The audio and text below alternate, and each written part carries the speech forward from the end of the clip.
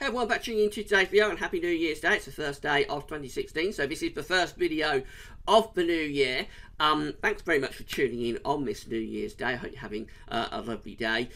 So we've got a lot to get through for this video. We're going to have a look at the centering temperature for December, see what that came out as, because we've just had the update from Hadley for last month. We're also going to have a look at the stratosphere, see what's going on there. We're going to have a look at some short range models and also the long range JMA for the whole of January as well. So a big video, this one. Hope you enjoy it on this New Year's Day. But before we get on with that, just say about the ads. There's links to articles on all the pages at Gas Office. Have a browse through widgets and click through the links if there's any articles that you're interested in. Thanks so much for doing that. This video ads, both pages, but you open up the content, but you watch them close back up again. It's helping to pay for the website. So this is the final number that we come out at for the Central England temperature from Hadley. We came out for December 2015 with 9.7, which smashes the long-term December Central England temperature record, which was set in 2 years, 1974 and 1934. They both held the record. Absolutely obliterates that. And, well, that's an extraordinary number. It's actually warmer than November. Now, November 2015 was around the third or second warmest November on record at 9.5. And we've actually come out above that for December at 9.7. So it's quite unusual to get a December that's warmer than November anyway, because it's a cooling period. But to get such a warm November and then to get an even warmer December really is quite extraordinary. It's never happened in the Central England Temperature Index, which goes back to 1659. So the 2 years that we've beaten for this December, we've got 1974, which came out at 8.1 in December 1974. And that equaled the long-standing record, which was set in 1934. And again, that came out at 8.1. I think 1934 was ever so slightly warmer than 1974, but they both came out at 8.1, just a couple of tenths of a degree in it between the 2 years. But in any case, that record has gone and it's been totally and utterly smashed and obliterated to pieces because we've come out over a degree above that.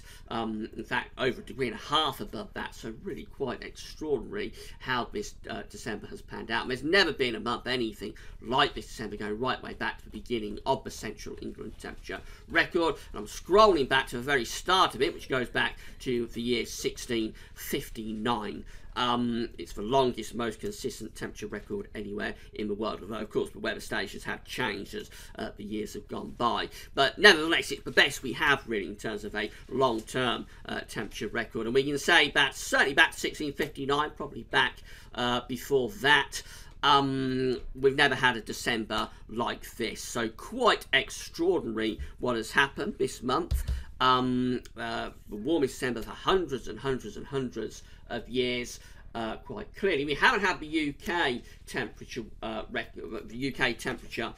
for December in yet, so we don't know if I don't know if we've broken the UK-wide temperature record. We've got to wait to see how Scotland comes into this, because it's been a bit cooler there. I think it's still been above average, but it has been a bit colder across Scotland this month. So we'll have to see how that plays out. And we'll have the UK-wide temperatures next week. But certainly in terms of Central England, really quite extraordinary how things have gone this month. And I say nothing about global warming or climate change. I leave you to make up your own minds about that.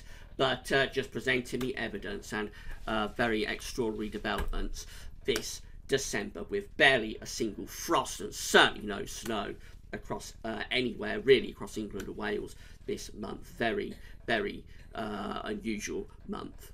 So just have a look at the stratosphere next. This is the stratospheric temperature profile for the North Pole at 30 HPA. That's at the top of the atmosphere.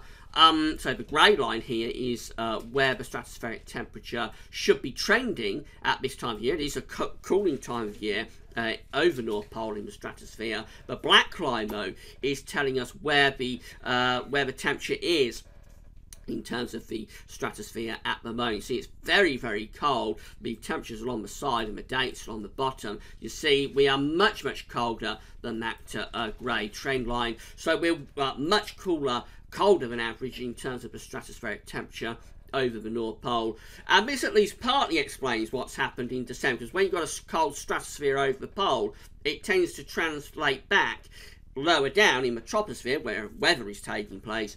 It tends to translate back to a strong polar vortex, which enhances the westerlies. And normally when you've got a cold stratosphere, we'll be having an Atlantic-driven type pattern. And that's certainly what we've had through December. It's been very Atlantic-driven. It just so happens the air has been coming up from the Canary Islands, as opposed to sort of the Northern Atlantic. But nevertheless, it's been a very Atlantic-driven month. And that at least partly goes in with this really cold stratosphere over the North Pole. There are other things in play, of course, as well, El Nino and things like that. But I think certainly this cold stratospheric temperature has played its part in this record-breaking December that we've currently experienced. Now, what we're looking for is a sudden stratospheric warming to take place. So we want to lift the temperatures up suddenly over the North Pole in the stratosphere, and when that happens it can translate back to blocking lower down. It takes a few weeks for that to happen, but eventually it does, or it can translate back to blocking, and blocking is our route to pushing cold out of the pole. The moment the cold is all bottled up in the pole, if you like, but when we get a stratospheric warming event, it pushes the cold out of the pole and into the mid-latitude. So this is the forecast chart for the stratospheric temperatures from the GFS model, and you can see that cold stratosphere. It's these deep blue and purple colours here, right over top of the pole. We're looking down at the North Pole on this chart. We've got warmer temperatures around the edges through the mid-latitudes, but what we want to do is punch these warm temperatures very quickly and suddenly into the North Pole and get rid of all this blue and purple. Let's run through and see whether the GFS is predicting any sudden stratospheric warnings for the next couple of weeks. So we're going through the first week of January into the second week of January here, and you see that the cold stratosphere is shrinking a little bit, particularly over towards the Alaskan side of the pole. There is a little bit of warming going on there, just niggling at that cold stratospheric temperature over the pole. But overall, it does actually look as though we keep this cold profile going across the North Pole in terms of the stratosphere up through into the second week of January. You can actually go out beyond that. And remember, this is all model data, so all model forecast data, so it is as unreliable as all the other forecast model data the further out you're going. But still, the same idea really running through the extended range of a GFS model is to keep those cold stratospheric temperatures going around the pole, over the pole. We have got warming around the edges still taking place, but nothing definitive, certainly no sign of a sudden stratospheric warming, nothing really that's going to kill these cold temperatures and this intense polar vortex on the head. So I am getting a little bit concerned now about my winter forecast. I went for a milder than average winter, but I did think we will probably have a chance anyway of a colder February. Getting a bit concerned about it now because it takes a little while for these stratospheric warming events to actually create colder conditions and blocking. So we need to get on with this now if we're going to get that colder February. If we get a sudden stratospheric warming in February, for example, probably won't produce colder weather until March or April, because there's always a time lag between the events taking place, the warming events taking place, and then pushing that cold air out via blocking. So I want to see a warming for the winter forecast pretty soon. To be honest, there's no sign of it from the GFS model at all this morning. So you'd expect that we're going to stay Atlantic driven. This is the current pattern from the GFS on this New Year's Day. We've got an area of high pressure up over Scandinavia. That's bringing winter into the east of Europe. Low pressure is still keeping us generally unsettled and on the milder side of things, where it is cooler today, but we're generally still Atlantic driven and will be remaining so for the foreseeable future. This is how we're going to next week, with low pressure right over top of the country, so we expect more heavy rain through the course of next week, and then we go beyond that into the second week of the month, bringing in low pressure off the Atlantic. This looks very stormy for Friday. This brings severe gales to Scotland, gale force winds elsewhere, and probably lots of heavy rain driving in as well. And we keep it really unsettled going through into the second week of the month. So this goes up to Monday the 11th, for example. And we're bringing another very nasty area of low pressure in off the Atlantic. 965 millibars of central pressure with Bal. I am noticing some very low pressures coming in terms of the barometric pressure. So 965 millibars would imply a really deep area of low pressure, of course. And certainly a lot of heavy rain and strong winds as well. And this is just going on into the second week of January. Having a look at the ECMWF, that's the GFS ECM, very similar with the low pressure right over top of the country for the start of next week. May bring some colder air into the east midweek, but I don't think it'll last too long because it's all swept aside very quickly by low pressure driving back in off the Atlantic. And we just keep this low pressure around the country then through the course of the first weekend, or the second weekend of January, and going into the second week of the month. This is day 10, Monday the 11th of January, still driving in these areas of low pressure. So just finally having a quick look at the JMA for the coming month, see if there's any sign of a change in this unsettled weather pattern in the second part of January. We've gone up to the second week of January with the shorter range models. No sign of any changes there. Let's have a look at what the JMA is indicating for the coming month. These are the 500 millibar heights, broken down into weekly periods. So the first week period is the week that currently in, the 1st to the 8th of January. Blue extrapolates to low pressure, orange yellow red extrapolates to high pressure. So for the coming week, it's very unsettled, of course. Low pressure driving in off the Atlantic with a strong jet stream like that. Those deep blue colours indicating very unsettled conditions will be a really wet and at times quite windy week. The second week of the month shows a little bit of a change. This is the 8th to the 15th.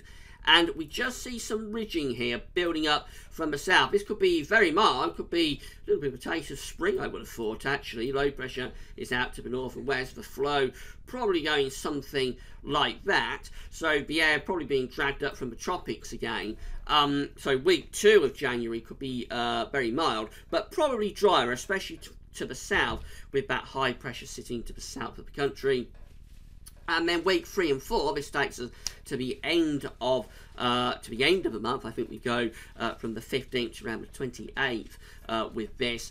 And what we see for this one is that we've still got this ridging here across Central Europe. We've also got some ridging in the Atlantic. So I think the overall trend from the JMA, I should say, is to turn things drier after that really unsettled first week. We probably do trend things drier through the middle and second half of the month. The low pressure is weakening there to the north of the country.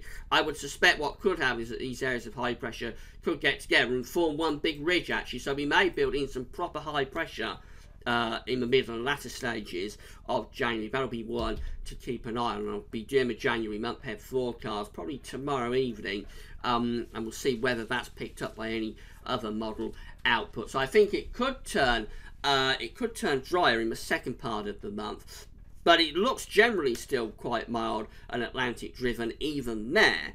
And I'm not seeing any signs of anything cold coming up, I have to say. So I've had a record-breakingly mild December, but still waiting for the UK-wide temperatures, of course. We're starting January on a really unsettled Atlantic-driven note.